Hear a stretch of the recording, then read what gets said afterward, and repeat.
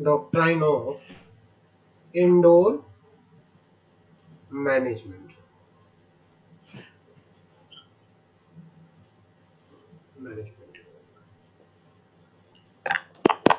जो doctrine of indoor management है ना, ये डॉक्ट्राइन बनाया गया है प्रोटेक्ट करने के लिए आउटसाइडर्स को। ये क्या कहना चाह रहे हैं कि जो ये डॉक्ट्राइन है,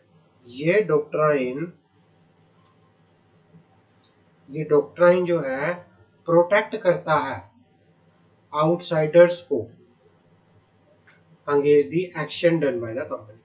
कंपनी ने कोई काम किया, उस काम कोई भी काम के अगेंस्ट प्रोटेक्ट करने के लिए ये डॉक्ट्राइन प्रोटेक्ट करता है आउटसाइडर्स को against the action done by the company. Against the action done by the company.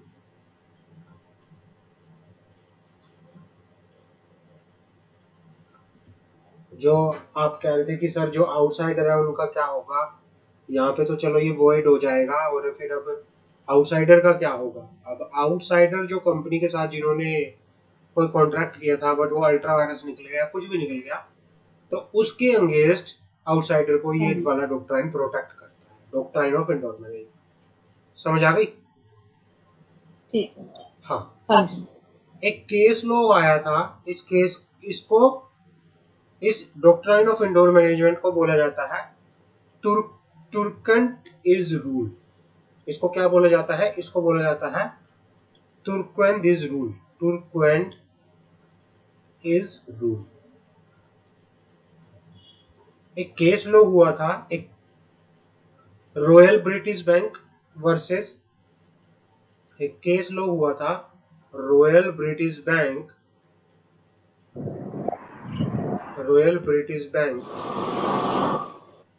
Versus तुर्कन।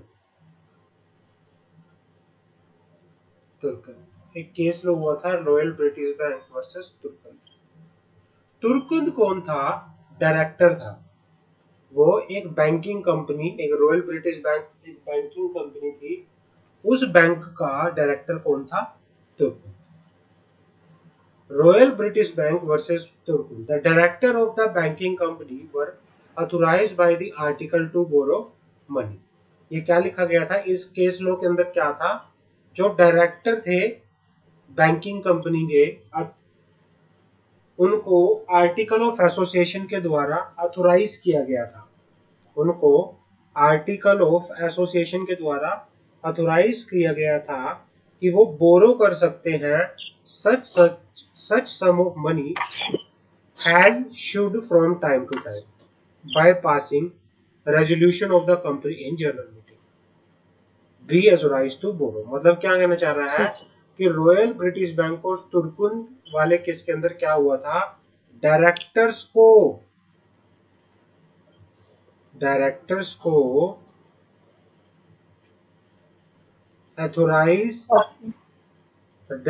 को ऑथोराइज किया गया था बाय आर्टिकल ऑफ एसोसिएशन के द्वारा, कि डायरेक्टर क्या कर सकते हैं, कि डायरेक्टर बोरो कर सकते हैं, उधार ले सकते हैं, on bond such sum of money. भाई डायरेक्टर बोरो कर सकते हैं, डायरेक्टर उधार ले सकते हैं पैसा टाइम टू टाइम, बट उनको क्या करना पड़ेगा? Bye passing resolution in the general meeting. Bye passing resolution in the general meeting. उनको जनरल मीटिंग के अंदर रेजोल्यूशन पास करना पड़ेगा अगर उनको क्या करना है? बोरो करना है पैसा। बट क्या हुआ? The director gave a bond to Turquand without the authority of such resolution. But कोई मिस्टर तुर्कुल था, इस रॉयल ब्रिटिश बैंक के डायरेक्टर ने क्या किया, इस तुर्कुल से पैसा ले लिया, इसको बॉन्ड इशू किए without the authority of resolution, but resolution pass नहीं किया। द डायरेक्टर ठीक है। The director gave the director gave a bond to Turquand without the authority of resolution. बिना रेजोल्यूशन पास किए, बिना शेयर होल्डर का resolution pass किए general meeting के अंदर इन्होंने बॉन्ड इशू कर दिया। और बाद में क्या हुआ, it was held that Turquand could sue the company on the strength of the bond. और ये कोर्ट ने ये माना गया, कोर्ट के अंदर ये बोला गया, क्योंकि इन्होंने आर्टिकल ऑफ एसोसिएशन से आउटसाइड जाके कोई काम किया डायरेक्टर ने, तो ये अल्ट्रा वायरस था against the authority of the director. But as per the doctrine of हाँ इंडोर जी। Management as per the doctrine of indoor management outsider को प्रोटेक्ट किया जाएगा। आउटसाइडर के पास राइट है किस चीज का, वो कंपनी के अगेंस्ट क्या कर सकता है, केस फाइल कर सकता है। It was held that, action ले। हाँ, it was held that Turkund could sue the company on the strength of the bond, as he was entitled to assume that necessary resolution has been passed। उसको कहते हैं, ये उसको क्या क्या कि has he was entitled to, कि वो मान लेगा as per the doctrine of indoor management, बाहर का अगर कोई बंदा कंपनी के साथ कोई ट्रांजैक्शन करता है, बाहर का कोई बंदा कंपनी के साथ कोई बिजनेस करता है, कोई कॉन्ट्रैक्ट करता है, तो वो मान लेता है कि भाई उसने कंपनी ने सारे के सारे कंप्लायंस किए होंगे, वो मान लेता है as per the doctrine of indoor management. ठीक है, बट आउटसाइडर का भी तो रोल बनता था कि कंपनी को अथॉरिटी है इस चीज की या नहीं, चेक करने का। कंपनी नहीं, पता क्या, अब ये उनकी इंटरनल है, आर्टिकल ऑफ एसोसिएशन हो गया या जो भी है चीजें, कि भाई ये तो उनका इंटरनल ठीक था।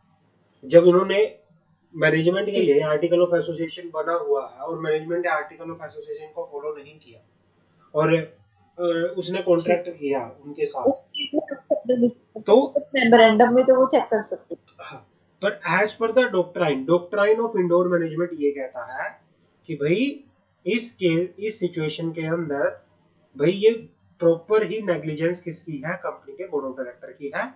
और as per the doctrine of indoor management हम ये मान के चलेंगे कि भाई जो ये है डॉक्ट्राइन ऑफ इंडोर मैनेजमेंट, ये क्या क्या चलता है कि इसमें आउटसाइडर जो है आउटसाइडर जो है वो प्रॉपरली कि उसके पास राइट है कि वो एक्शन ले सकता है, वो केस फाइल कर सकता है कंपनी के अगेंस्ट।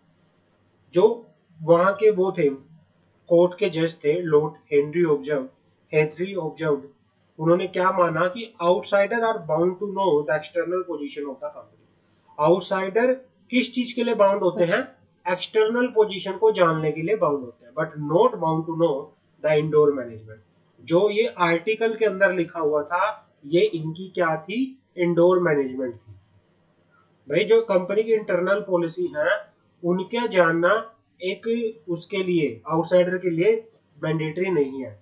मैं कंपनी उसको आउटसाइडर को एक्सटर्नल पॉलिसी का पता होना चाहिए जो पब्लिकली होती है, बट जो इंटरनल चीजें खुद की होती है कंपनी की, उसको जानना as per the doctrine of indoor management एक आउटसाइडर के लिए मैंडेटरी नहीं है। तो as per the doctrine of ठीक इंडोर है। मैनेजमेंट, क्योंकि डायरेक्टर्स को पता होनी चाहिए थी, जो कि डायरेक्टर्स ने खुद ये बना रखा है कि वो अगर कोई पैसा बोरो करते हैं तो पहले उनको रेजोल्यूशन पास करना पड़ेगा, बट उन्होंने ऐसा नहीं किया। ये उनकी इंटरनल फेलियर है और इस वजह से कंपनी खुद इस चीज के लिए जिम्मेवार है, आउटसाइडर इस चीज के लिए जिम्मेवार नहीं होगा। समझ आ गया तुर्कन रूल, ठीक। डॉक्ट्राइन ऑफ इंडोर हाँ। मैनेजमेंट समझ आ गया। हाँ आगे जी। बात करते हैं section 176। Section 176 of the Company Act provide for the validity of Act of Director. No act done by person as a director shall be deemed to be invalid. भाई कोई भी काम अगर डायरेक्टर ने किया है उसको इनवैलिड नहीं बोला जाएगा। Notwithstanding that, it was subsequently noticed that his appointment was invalid by reason of defect, disqualification, or has terminated by virtue of provision contained in this act or in the article of the company। ये कहना चाह रहा है कि director ने अगर कोई director की कैपेसिटी में काम किया है, यहाँ पे ये लिख रहा है कि भाई अगर डायरेक्टर की कैपेसिटी में कोई काम नहीं किया है तो उस काम को इनवैलिड नहीं बोला जाएगा, वो काम इनवैलिड नहीं होगा। ठीक। चाहे मान लो किसी डायरेक्टर को अपॉइंट किया गया था, बाद में पता चला कि वो डायरेक्टर बनने के लिए उसके पास क्वालिफिकेशन ही नहीं थी, डायरेक्टर वो बने नहीं सकता था, वो तो डिसक्वालीफाई था। लेकिन मान लो 1 महीना हो गया था उसको डायरेक्टर बने और 1 महीने तक उसने काफी सारे काम कर लिए थे, तो वो जितने भी काम उसने डायरेक्टर वाली पोजीशन में किए थे वो सारे के सारे काम क्या माने जाएंगे, वैलिड माने जाएंगे, उनको इनवैलिड नहीं बोला जाएगा। चाहे उसकी अपॉइंटमेंट में कोई डिफेक्ट था, चाहे वो डिस्क्वालीफाई था, वो डायरेक्टर नहीं बन सकता था, बट उसने स्टिल डायरेक्टर वाले काम किए, तो वो सारे काम क्या होंगे, वैलिड माने जाएंगे। समझ आ गए? एज पर सेक्शन, बट हाँ बोलो। अगर डायरेक्टर्स कोई भी क्या है, लाइक फर्स्ट रूल में boring out of the article of association के बाहर जाते हैं, फिर तो मानते हैं। हाँ, उस चीज में क्या होता है, अगर कोई डायरेक्टर अपनी अथॉरिटी से बाहर जाके काम करता है ना, तो वो क्या होता है, वो ultra vires the article of association होता है। उनके काम को शेयर होल्डर क्या करते हैं, रेक्टिफाई कर सकते हैं।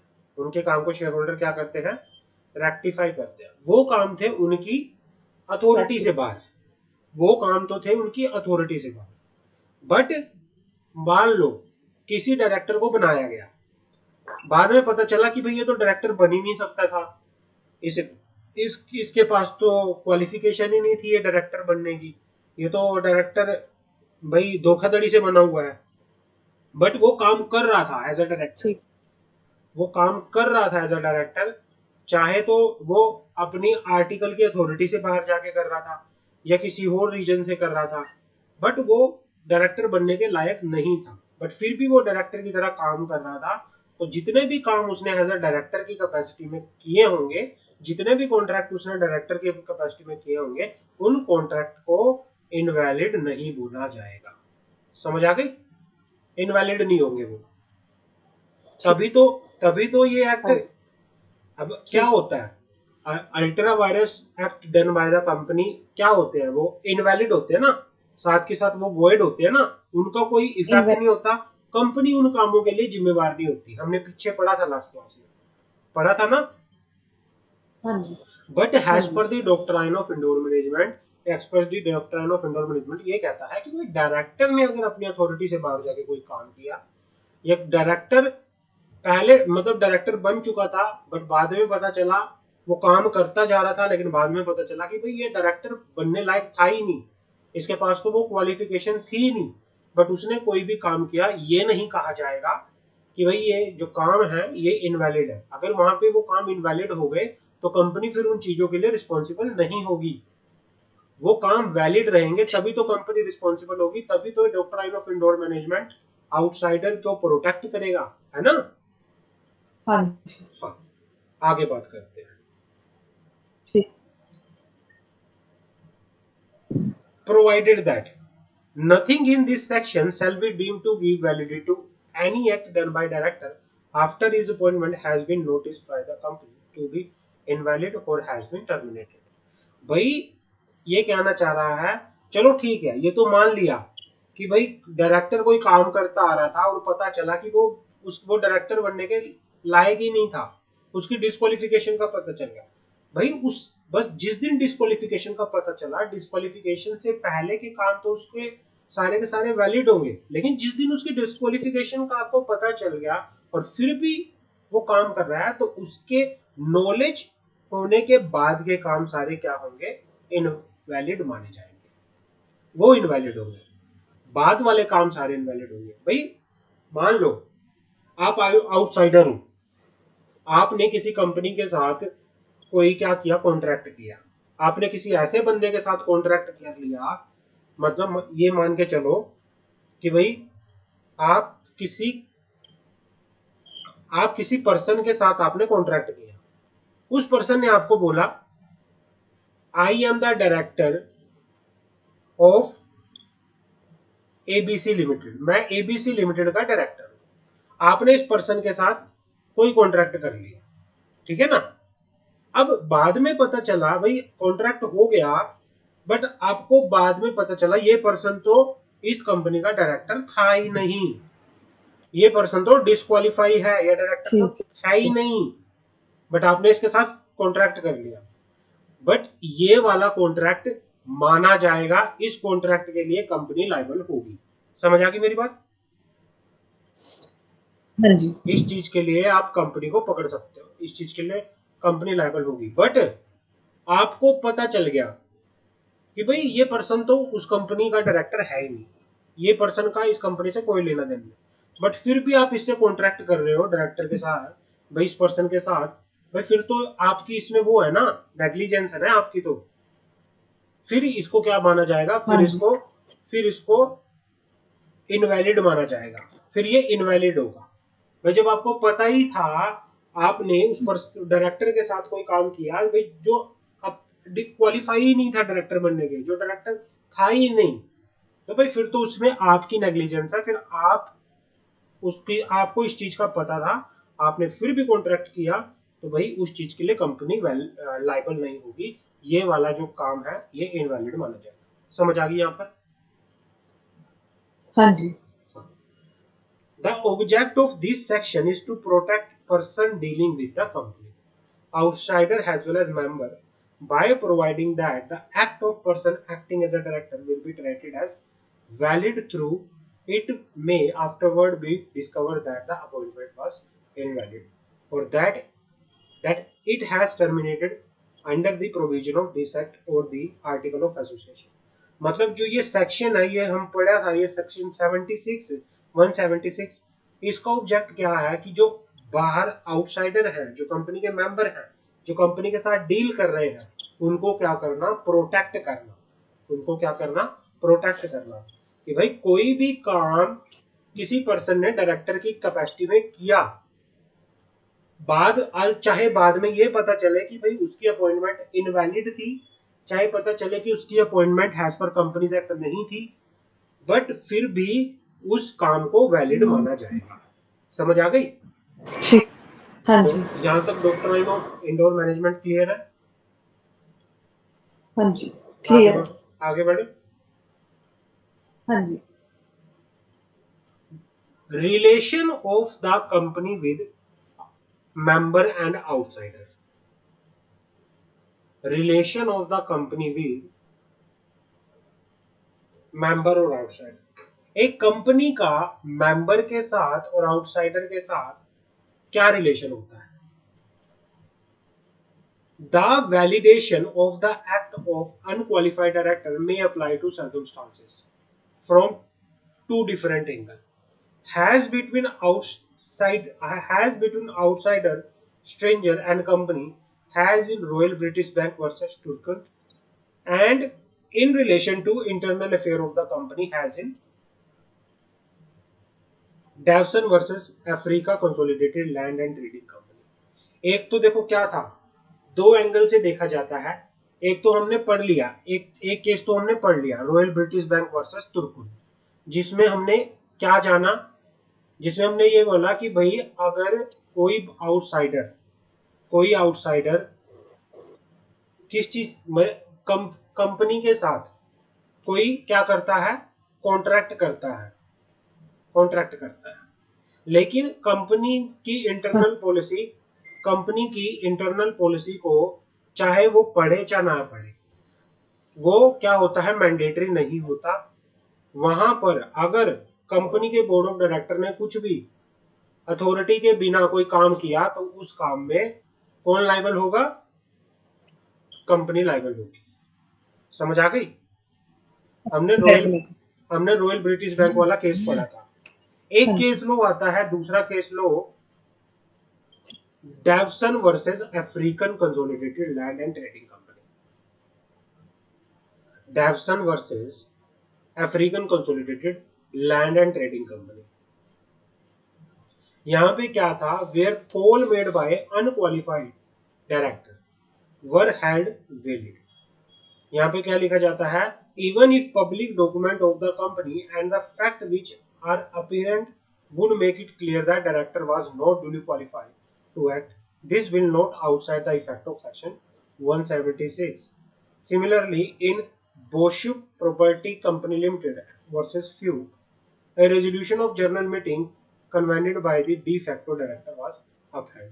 ये कहना चाह रहा है कि भाई in relation to the internal affair of the company, as in Dawson versus African Consolidated Land and Trading Company, where coal made by unqualified director was held valid as per the doctrine of Indo management.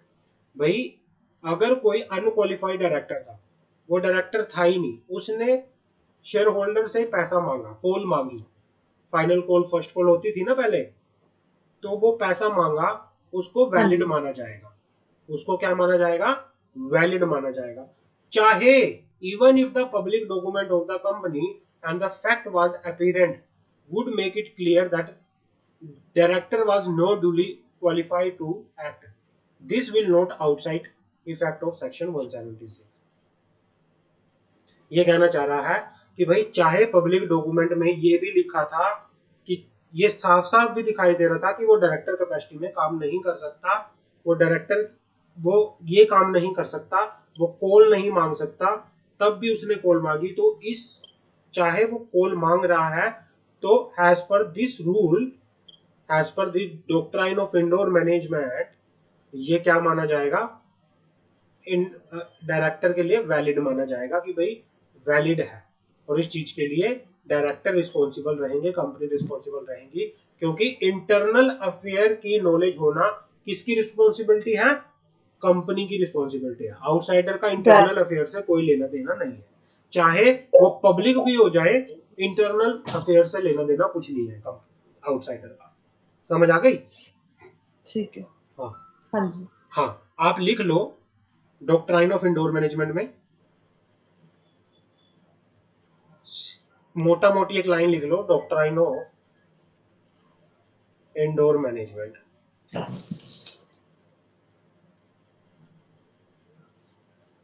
इसमें लिखो has पर the doctrine of, has पर the doctrine of indoor management,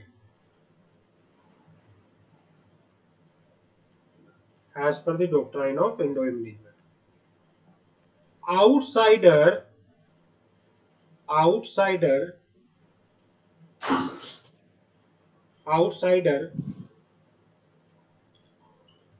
are not, outsider are not liable, outsider are not liable for the, outsider are not liable for the internal affair of the company, for the internal affair of the company, outsider are not liable for the internal affair of the company. This doctrine protect the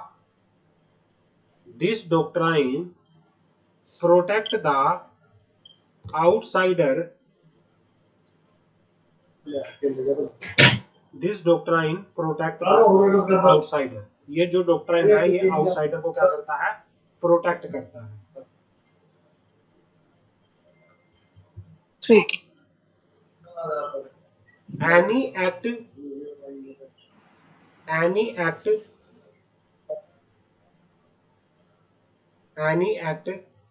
done by, any act as per this doctrine and section 176, any act done by unqualified director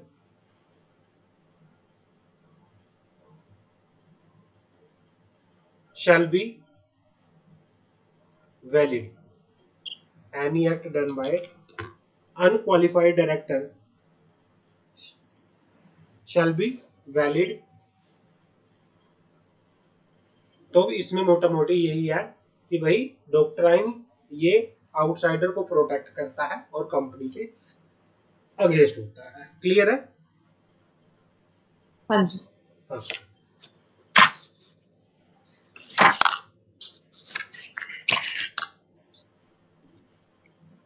भाई अगर चलो पहले तो अब एक चीज होती है, बोर्ड ऑफ डायरेक्टर ने, अब कोई बोर्ड ऑफ डायरेक्टर धोखाधड़ी का काम करता है या कोई ऐसा काम करता है जिसको वो कर ही नहीं सकता, तो क्या उस चीज में भी वो होगा, डॉक्ट्राइन एप्लीकेबल होगा? तो भाई यहाँ पे क्या आता है कि जहां पे धोखे का काम हो, धोखा, फोर्जरी हो, या जहां पे ऐसा काम है भाई जो as per board of director के अकॉर्डेंस इनकम्पिटेंट एक्ट, मतलब जो काम बोर्ड ऑफ डायरेक्टर कर ही नहीं सकता, कि क्या ऐसे काम के लिए भी इंडोर मैनेजमेंट एप्लीकेबल होगा या नहीं होगा, वहां पे ये बात आती है। जहां पे धोखाधड़ी हो और जहां पे इनकम्पिटेंट एक्ट हो, कि क्या वो काम भी वैलिड माने जाएंगे। अब यहाँ पे ये क्वेश्चन आता है, तो ये लिखता है this section does not apply where act itself is not competence of the director. भाई ऐसे काम जहां पर क्या हो, फोर्जरी हो और जो इनकम्पिटेंट एक्ट हो, वो काम, उन कामों को लेके ये जो डॉक्ट्राइन हो वो एप्लीकेबल नहीं होता। ऐसे काम क्या होते हैं, इनवैलिड होते हैं, क्योंकि इलीगल काम तो वॉइड होंगे ना। जहां पे धोखाधड़ी वाले काम आ जाए वो तो इलीगल होंगे, तो वो फिर क्या होते हैं, वो वॉइड होते हैं, वो अल्ट्रा वायरस होते हैं, वो इनवैलिड होते हैं, उनको इनवैलिड बोला जाएगा, फिर वो इलीगल होंगे। क्लियर है? तो आपसे पूछा जा सकता है कि क्या फोर्जरी और इनकम्पिटेंस एक्ट के अंदर, कि भाई जिन कामों को बोर्ड ऑफ डायरेक्टर अगर करे तो धोखाधड़ी के काम माने जाए वो, या फिर गलत इंटेंशन हो, जिन कामों को बोर्ड ऑफ डायरेक्टर करने में कॉम्पिटेंस ना हो, तो ऐसे काम अगर बोर्ड ऑफ डायरेक्टर करता है तो वो काम क्या माने जाते हैं, वो काम अल्ट्रा वायरस माने जाते हैं। समझ आ गई मेरी बात? हाँ जी। आगे बढ़ते हैं। Director not aware of their disqualification. भाई डायरेक्टर जो है काम करता रहा, काम कर रहा था, बट उसको अपनी डिस्क्वालिफिकेशन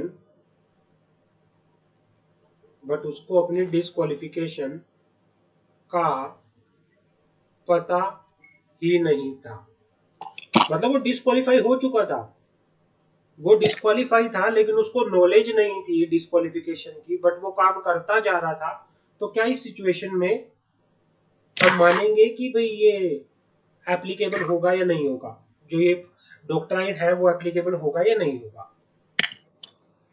ठीक है। पहला आता है यहाँ पे, the allotment and forfeiture of share made by director.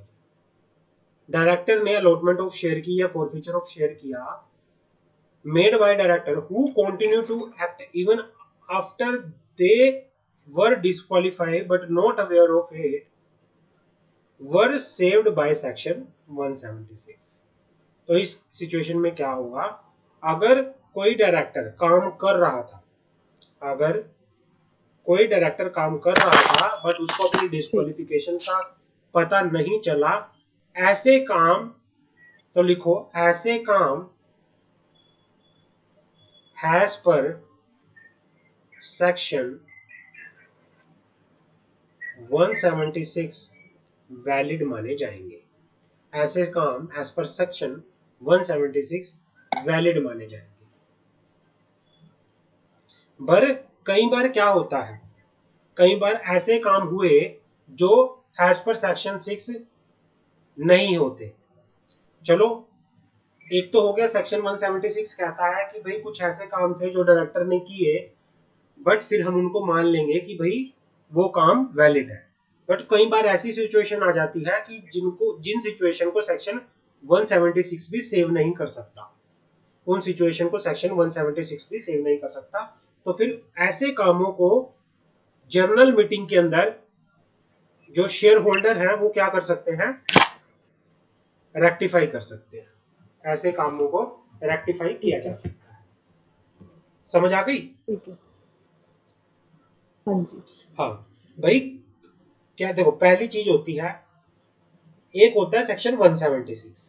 Section 176 कहता है भाई कोई भी काम अगर डायरेक्टर ने किया, मान लो उसने अपने टर्म में, सेक्शन 176 के अंदर वो काम आते थे, वो काम थे कि डायरेक्टर नॉर्मली जो करता है, डायरेक्टर नॉर्मली जो काम करता है, बट उस केस में क्या होता है, पर्सन डिस्क्वालीफाई होता है।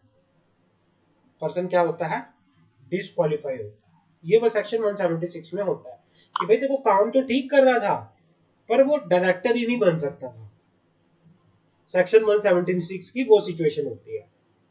तो उस सिचुएशन में सेक्शन 176 कहता है कि भाई कोई भी पर्सन काम कर रहा था डायरेक्टर की कैपेसिटी में, पर वो डिस्क्वालीफाई था, तो उस केस में उसके कामों को वैलिड माना जाएगा। एक तो सिचुएशन ये होगी, एक सिचुएशन ये होगी कि एक सिचुएशन ये होगी कि डायरेक्टर जो था वो, या कोई भी पर्सन था, नहीं था। हाँ भाई कोई भी पर्सन था, वो डायरेक्टर जो था वो मैलाफाइड इंटेंशन से, मान लो उसकी काम, जिसने जो वो काम उसने किया वो गलत इंटेंशन के साथ किया, मैलाफाइड इंटेंशन, मैलाफाइड इंटेंशन। तो भाई ऐसे काम को, अगर सेक्शन 176 ऐसे काम पे एप्लीकेबल नहीं होता, अगर ऐसी सिचुएशन भी होती है तब भी उसको काम को क्या किया जा सकता है, जर्नल मीटिंग के अंदर, मतलब शेयर होल्डर उसके काम को क्या कर सकते हैं, रेक्टिफाई कर सकते हैं। कोई भी चीज ultra vires of article of association होती है, ultra vires of article of association होती है, जो कोई भी काम डायरेक्टर की अथॉरिटी से बाहर होता है, उन काम को शेयर होल्डर क्या कर सकते हैं, रेक्टिफाई कर सकते हैं। समझ आ गई? रेटिफाइड। क्लियर है? हाँ जी। समझ आ गई? आगे बढ़े, हाँ जी। आगे बढ़ते हैं। हाँ जी।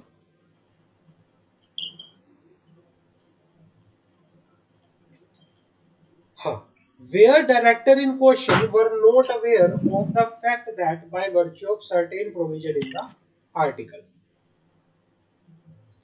they had vacated their office, their act in passing resolution for starting certain business transaction were held to be valid।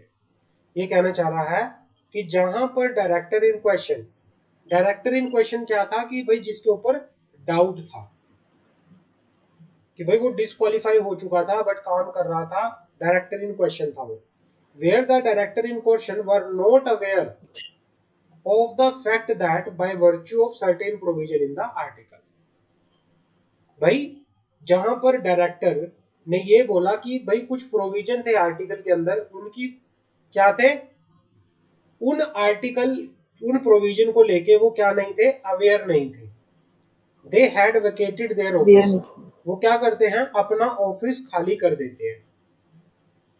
Their acts in passing resolution for starting certain business transaction are valid, had to be valid। क्या हुआ, director ने, एक case लो आया था, शिरोमणि sugar mill versus Devi Prasad, एक case लो था, case लो याद करना, ये शिरोमणि, शिरोमणि sugar mill versus Devi Prasad.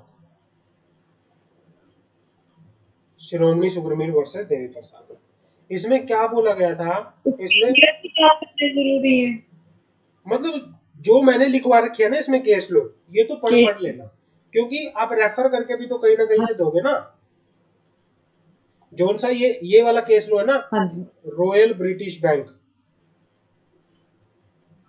ये जो हाँ जी रॉयल ब्रिटिश बैंक है वर्सेस तुर्कुंद वाला, इसकी वजह से ही डॉक्ट्राइन ऑफ इंडोर मैनेजमेंट आया था, तो ये सबसे इंपॉर्टेंट है।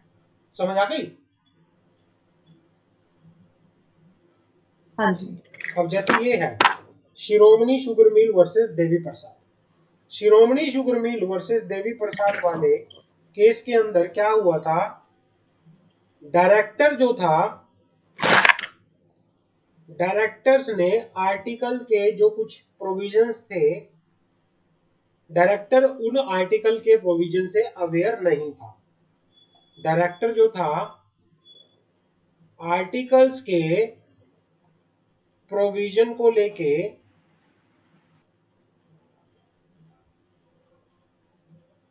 अवेयर नहीं था, अवेयर नहीं था। और बाद में वो अपना ऑफिस, उसको पता चला कि भाई मैं डिस्क्वालीफाई हूं, और वो अपना ऑफिस छोड़ के चला गया। उसने क्या कर दिया, रिजाइन कर दिया। उसने बाद में रिजाइन कर दिया, बट उसने जो भी काम किए स्टार्टिंग के अंदर, उसने जो भी काम किए वो सारे काम क्या माने जाएंगे, वैलिड माने जाएंगे। समझ आ गई? वैलिड वैलिड माने, मान लो आप किसी कंपनी के अंदर ठीक अपॉइंट है हुए, आपने कोई काम किया जो कि हैज पर आर्टिकल नहीं था, और आप रिजाइन करके चले गए। बाद में पता चला कि भाई जो आपने काम कर रखे हैं, ये सारे काम जो आपने कर रखे हैं ये हैज पर आर्टिकल नहीं थे, बट फिर भी इन सारे कामों को क्या माना जाएगा, वैलिड माना जाएगा। समझ आ गई? क्लियर ठीक है? है यहां तक क्लियर है? ये वाला कंस्ट्रक्टिव नोटिस वाला ये मैं आपको बताऊंगा अभी, इसको रहने दो यहाँ पे। यहां तक क्लियर हो गया सारा? डॉक्ट्राइन हाँ ऑफ जी इंडोर मैनेजमेंट का क्रक्स समझ आ गया, क्या क्रक्स है डॉक्ट्राइन ऑफ इंडोर मैनेजमेंट का? हाँ जी हाँ जी सिमरन, क्लियर है? मतलब ये कहना चाह रहा है, ये प्रोटेक्ट करता है आउटसाइडर को, कोई भी काम अगर, हाँ, कुछ कह रहे हो सिमरन? जो केस है हाँ, हाँ जी जो केस है शिरोमणि sugar mill and Devi Prasad, वो कौन है देवी प्रसाद? एक तो मिल होगी एंड सेकंड देवी वन कौन है पर्सन? देवी प्रसाद डायरेक्टर है। ठीक है क्लियर है? हाँ जी तो ये आराम से सेक्शन 176 पढ़ लेना, रॉयल ब्रिटिश बैंक वर्सेस तुर्कुन का केस लो पढ़ लेना, और लास्ट में इसका यही निकल के चलता है भाई, इस चीज के लिए जो कंपनी है, वो काम जो है उस चीज के लिए कंपनी लायबल होगी, डायरेक्टर लायबल होंगे। कंपनी मतलब जो भी काम अगर कंपनी करती है, वो उनकी नॉलेज होना, उनकी इंटरनल मैनेजमेंट की नॉलेज होने की रिस्पॉन्सिबिलिटी कंपनी के ऊपर है। इंटरनल मैनेजमेंट की नॉलेज के लिए आउटसाइडर रिस्पॉन्सिबल नहीं होंगे। ये वाला डॉक्ट्राइन आउटसाइडर को क्या करता है, प्रोटेक्ट करता है। समझ आ गई?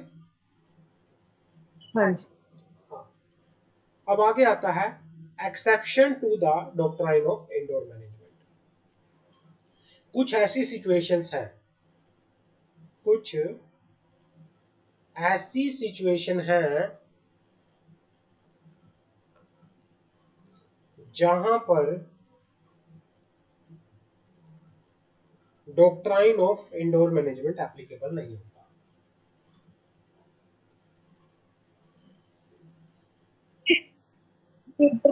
डाउट है जो कंस्ट्रक्टिव नोटिस है उसके बीच में लिखा कैन बी इनवोक्ड, इसका मीनिंग ये मैं बताऊंगा अभी, ये मैं बताऊंगा आगे। इनवोक्ड हाँ, मैंने आपको बोला है कि डॉक्ट्राइन ऑफ कंस्ट्रक्टिव ठीक नोटिस, जब डॉक्ट्राइन ऑफ कंस्ट्रक्टिव नोटिस में आएंगे तब बताऊंगा। ठीक है? ठीक कुछ ऐसी सिचुएशन है जहां पर doctrine of indoor management applicable नहीं होता, और वो किन किन सिचुएशनों में doctrine of indoor management applicable नहीं होगा। पहला, where the outsider has the knowledge of irregularity. भाई जहां पर आपको नॉलेज थी, आपको पता था कि कुछ गलत हो रहा है, फिर भी आपने काम डायरेक्टर के साथ कोई कॉन्ट्रैक्ट कर लिया नॉलेज होते हुए भी, भाई उसमें तो फिर आपकी गलती है ना। डॉक्ट्राइन ये कहता है हाँ कि जी। भाई चलो ठीक है, आपको नहीं पता था, आपने कर लिया, कोई बात नहीं, उस चीज के लिए कंपनी लायबल होगी, बट आपको तो नॉलेज थी, आपको पता था। This rule does not protect any person who has actual or even an implied notice of lack of authority of the person acting on behalf of the company. Does a person knowing fully well that the director do not have the authority to make transaction but still enter into it cannot seek protection under the rule of indemnity. मान लो सिमरन आपने किसी director के साथ कोई contract किया, ठीक है। आपको पता था कि इस डायरेक्टर के पास वो अथॉरिटी है ही नहीं काम करने की, बट फिर भी आपने काम कर लिया, उसके साथ मिलके कोई कॉन्ट्रैक्ट कर लिया, वो आपकी गलती है। तो भाई वहां पर डॉक्ट्राइन ऑफ इंडोर मैनेजमेंट, जो डॉक्ट्राइन ऑफ इंडोर मैनेजमेंट है वो एप्लीकेबल नहीं होगा। समझ आ गई? क्लियर है? पहला समझ आ गया कहां पे एप्लीकेबल नहीं होगा, कि जहां पर आपको नॉलेज हो, जहां पर आउटसाइडर को नॉलेज हो कि भाई एक पर्सन के पास कोई अथॉरिटी नहीं है, उसको इरेगुलरिटी की नॉलेज है। क्लियर है? हाँ जी। दूसरा केस, एक केस लो आया in Howard versus patent every company. Howard versus patent every company में क्या लिखा हुआ था, पढ़ते हैं। ये इससे रिलेटेड केस लो है, इससे रिलेटेड केस लो है ये। समझ आ गई?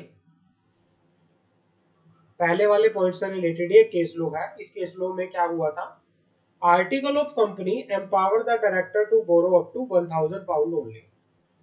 भाई जो आर्टिकल ऑफ कंपनी था वो क्या कर रहा था, वो डायरेक्टर को अथॉरिटी दे रहा था कि डायरेक्टर सिर्फ 1000 पाउंड तक क्या कर सकते हैं, बोरो कर सकते हैं, पैसा बोरो कर सकते हैं।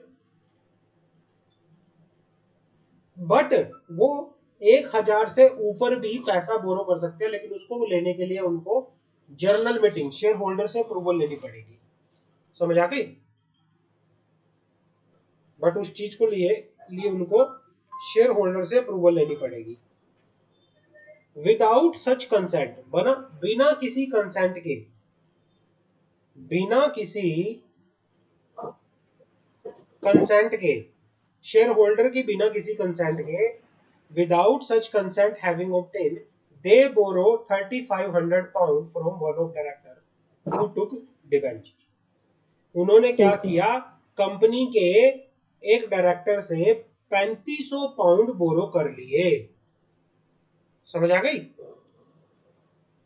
भाई देखो, डायरेक्टर 1000 तक तो बिना किसी जर्नल मीटिंग के रेजोल्यूशन के ले सकते थे, लेकिन 1000 से ऊपर लेने के लिए उनको शेयर होल्डर की अप्रूवल लेनी पड़ हेलो। मैंडेटरी था। बट इन्होंने तो बिना शेयर होल्डर की अप्रूवल को, बिना जर्नल मीटिंग के 3500 पाउंड ले लिए किसी कंपनी के डायरेक्टर से, अपनी कंपनी के डायरेक्टर से। कंपनी रिफ्यूज टू पे द अमाउंट, कंपनी ने अमाउंट पे करने से मना कर दिया उस डायरेक्टर को। held that debenture were good to the extent of 1000 pound only because the director has noticed or was deemed to have notice of the internal irregularity। मान लो भाई वो तो खुद कंपनी का डायरेक्टर था, एक डायरेक्टर ने कंपनी को लोन दिया, एक डायरेक्टर ने कंपनी को लोन दिया। भाई कंपनी के आर्टिकल ऑफ एसोसिएशन के अंदर लिखा हुआ था, board of director. Hello. Hello hello.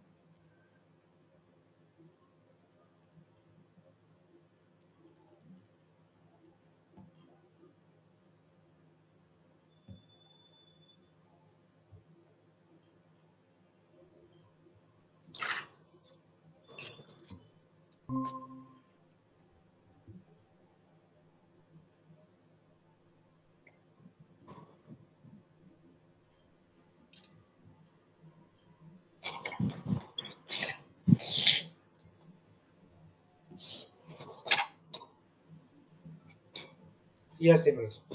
हाँ, तो मैं ये कह रहा था कि एक कंपनी के डायरेक्टर ने, कंपनी के खुद के डायरेक्टर ने कंपनी को लोन लिया।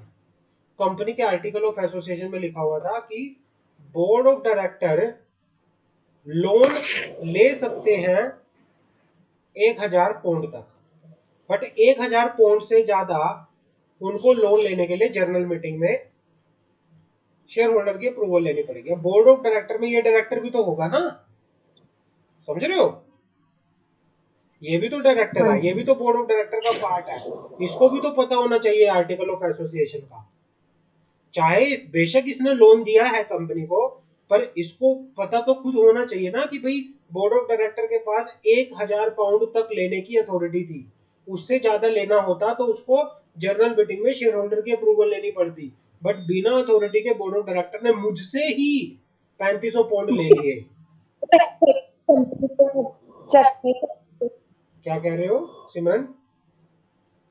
बट कंपनी का कंपनी के इंटरनल अफेयर्स को चेक कर ही नहीं सकते, लाइक आर्टिकल ऑफ एसोसिएशन को चेक नहीं कर सकते, तो फिर उन्हें कैसे पता होगा कि कंपनी के पास अथॉरिटी नहीं है?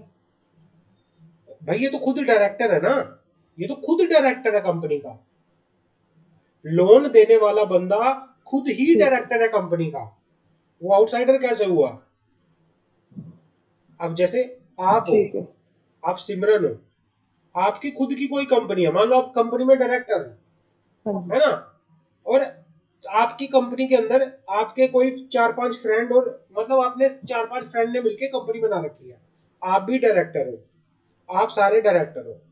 ठीक है। इन्होंने क्या किया, आपसे डायरेक्टर लोन भी ले लिया, बट डायरेक्टर तो आप भी थे ना, आपको भी पता होना चाहिए वो चीज का, तो इंटरनल मैनेजमेंट का ना, कि भाई 1,000 तक तो बिना अथॉरिटी के पैसा ले सकते हैं, बट 1,000 से ऊपर पैसा लेने के लिए आपको जनरल मीटिंग में अप्रूवल लेनी चाहिए। तो ये जो है, इसके ऊपर doctrine of indoor management applicable नहीं होगा। समझ आ गई? ठीक है। यहां पर doctrine of indoor management applicable नहीं होगा। क्लियर है? आगे बढ़े, हाँ जी। आगे बढ़ते हैं। हाँ जी। Number 2, no knowledge of memorandum and article. Again, the rule cannot be invoked in favor of person who did not consult the memorandum and article and thus did not rely on them.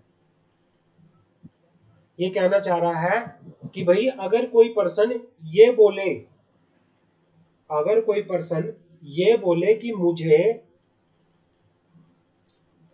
Memorandum और article of association की knowledge नहीं थी। Memorandum and article of association क्या है? Public document है, these are public document, इनकी knowledge होना जरूरी है। अगर कोई पर्सन ये बोले कि मुझे इस चीज की नॉलेज नहीं थी, तो भी उसके ऊपर doctrine of indoor management applicable नहीं होगा। अगर किसी पर्सन ने कंपनी के साथ कॉन्ट्रैक्ट किया, मान लो उस कॉन्ट्रैक्ट में कोई उसके साथ कोई धोखाधड़ी हो गई, कोई ऐसा हो गया, उसने बिना कंपनी का आर्टिकल, बिना कंपनी का मेमोरेंडम पढ़े कंपनी के साथ कोई कॉन्ट्रैक्ट कर लिया, तो उस केस में अगर उसने सिर्फ ये एक्सक्यूज दिया कि मुझे आर्टिकल की और मुझे मेमोरेंडम की नॉलेज नहीं थी, तो उस सिचुएशन में ये डॉक्ट्राइन जो है एप्लीकेबल नहीं होगा। समझ आ गई? ठीक। हाँ जी। पहला केस कि भाई उसे सब कुछ पता था, दूसरा उसको अगर मतलब ये था कि no knowledge of memorandum and article of association, कि भाई जहां पर पर्सन ठीक। को memorandum and article of association की नॉलेज नहीं थी, तब भी क्या होगा, ये वाला आर्टिकल, जो ये वाला डॉक्ट्राइन है, एप्लीकेबल नहीं होगा। समझ आ गई? एक केस लो आया था, हाँ जी। Rama Corporation versus Proved Tin and General, Rama Corporation versus Proved Tin and General Investment Company. Sir याद करना जरूरी है। हाँ, ये मतलब याद हो तो वेल एंड गुड है, क्योंकि ये केस लो ठीक। जितना आप इनसे फैमिलियर हो गए, जितना आपको पता होगा उतना ही सबसे बेस्ट रहेगा। केस लॉ के साथ ईयर भी याद करने जरूरी है? नहीं, ईयर याद करने की जरूरत नहीं है आपको, केस लो याद हो तो बेस्ट है। समझ आ गई? ठीक। हाँ। हाँ जी। अब यहाँ पे इस Rama Corporation versus Proved Tin general insurance company के अंदर क्या लिखा हुआ था वो बात कर लेते हैं एक बार। हाँ,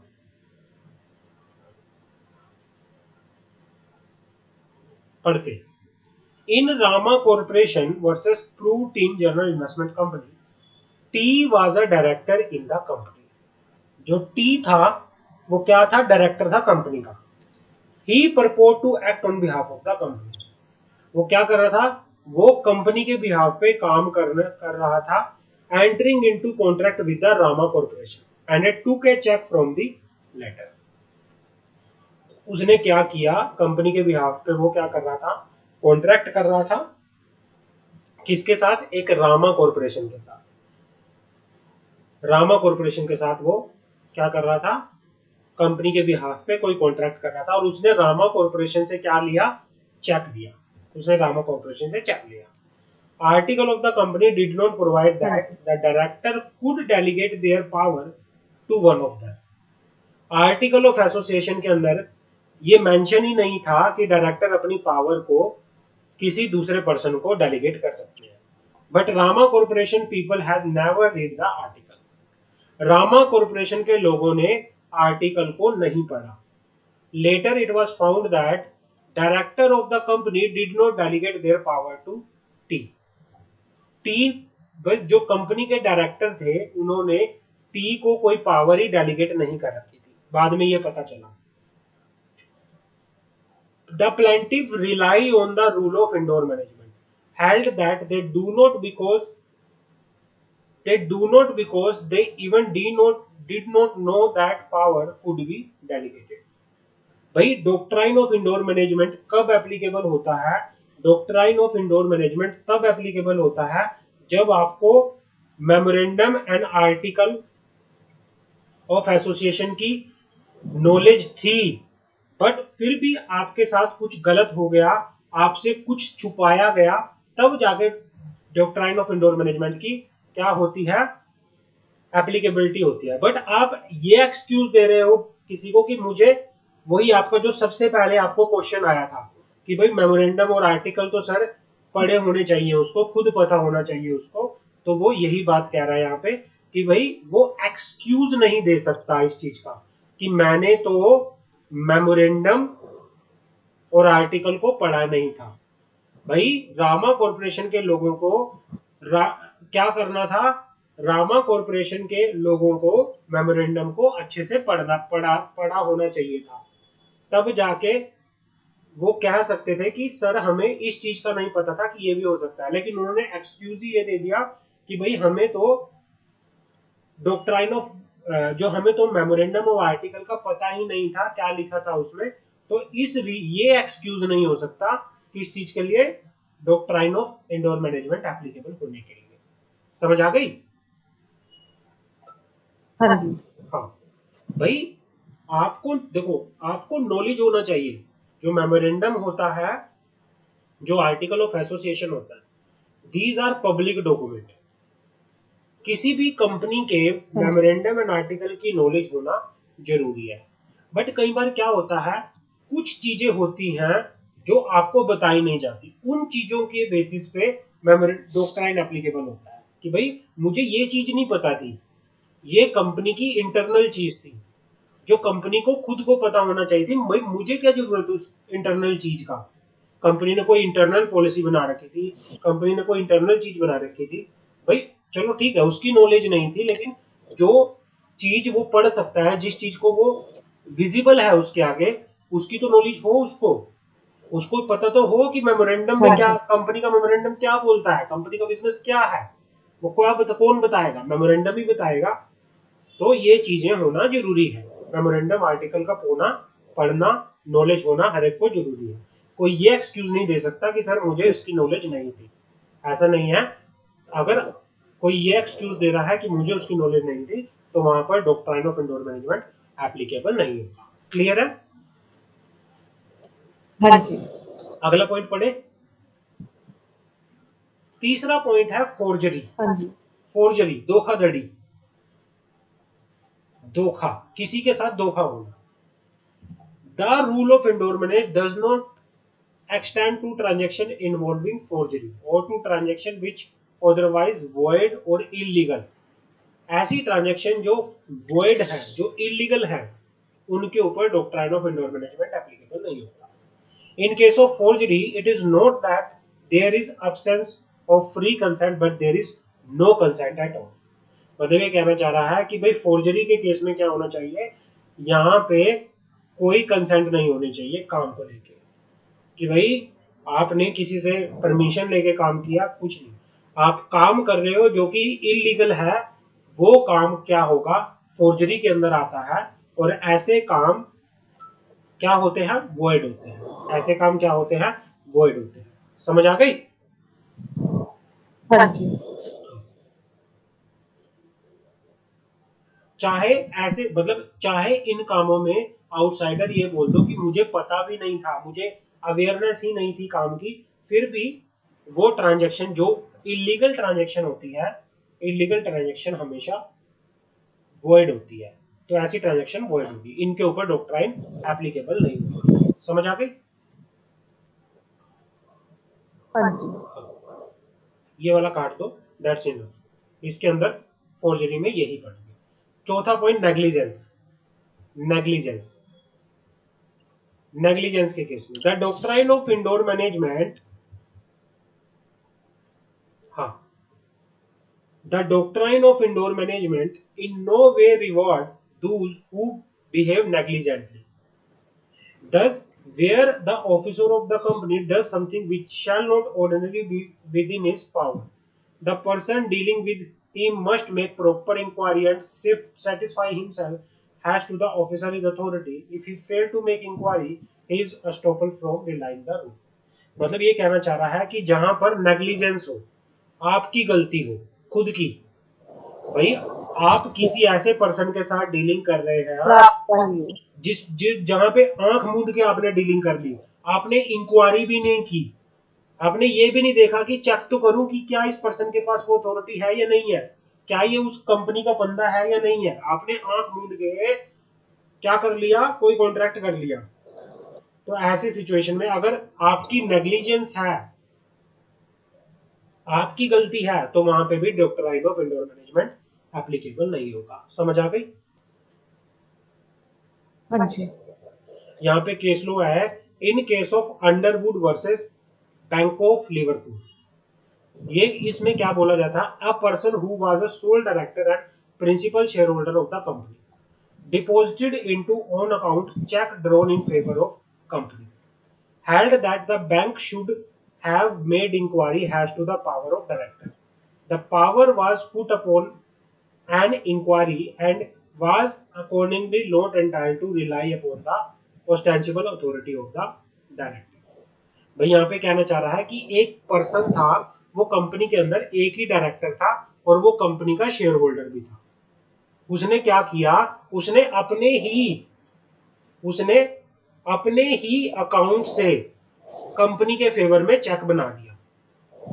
मतलब खुद ही डायरेक्टर, खुद ही शेयर होल्डर, खुद ही कंपनी का पैसा खुद ही अपने अकाउंट के लिए यूज कर रहा है। मतलब जहां पर एक पर्सन एक ही डायरेक्टर है और एक ही शेयर होल्डर है, तो उस केस में अगर कुछ ऐसा काम वो बैंक, उसने कुछ ऐसी ट्रांजेक्शन वो करता है, तो बैंक की यहाँ पे रिस्पॉन्सिबिलिटी है चेक करना कि भाई उसकी अथॉरिटी क्या है, एज ए डायरेक्टर उसकी पावर क्या है। समझ आ गई। भाई जहां पर एक ही पर्सन डायरेक्टर होता है, एक ही पर्सन शेयर होल्डर होता है, तो वहां पे उसकी पावर को चेक करना कि भाई उसकी पावर क्या है, उसकी पावर को चेक करना बैंक का काम था, बैंक को चेक करना था। अगर उसने बैंक ने नेग्लिजेंस में नहीं किया, तो वहां पर doctrine of indoor management applicable नहीं होगा। Doctrine of indoor management applicable नहीं होगा। समझ आ गई मेरी बात यहाँ पे, क्लियर है। हाँ जी। हाँ, ये वाला केस छोड़ दो, ये वाला केस इज नॉट इम्पोर्टेंट, सिर्फ जनरल नॉलेज के लिए है, पढ़ना है तो पढ़ लेना, बाकी इंपॉर्टेंट नहीं है। ये वाला यहाँ तक इंपॉर्टेंट है। तो किन किन सिचुएशन में डॉक्ट्राइन ऑफ